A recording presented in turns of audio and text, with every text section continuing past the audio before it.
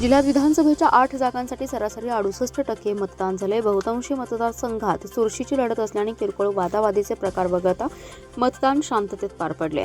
शहरीसह ग्रामीण भागात उत्साह दिसून आलाय। जिल्ह्यात 21 ठिकाणी मतदान यंत्रात बिघाड झाल्याने काही काळ प्रक्रिया रखडली।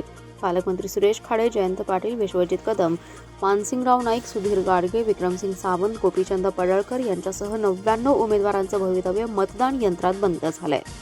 शिराळा मतदारसंघात सर्वाधिक तर सांगलीत सर्वात कमी मतदानाची नोंद झाली आहे। शनिवारी मतमोजणी होणाऱ्या दरम्यान गत निवडणुकीपेक्षा यंदा 5% मतदानात वाढ झाली आहे। त्यामुळे वाढलेला टक्का कुणाला धक्का देणार याकडे सर्वांचं लक्ष लागलंय। विधानसभेच्या 8 जागांसाठी जिल्ह्यातील 2482 मतदान केंद्रावर सकाळी 7 वाजता मतदानाला सुरुवात झाली।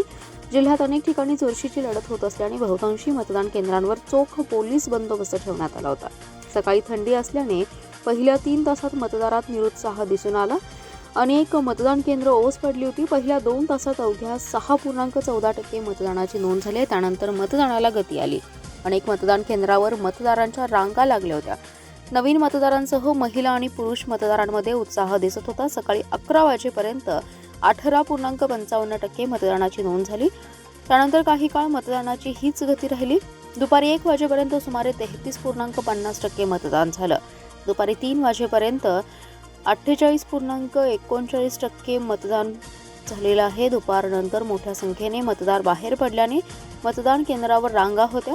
त्यामुळे 6 वाजल्यानंतर मतदान केंद्रावर रांगा होत्या। शेवटच्या 3 तासांमध्ये 20% मतदानाची नोंद झाली आहे।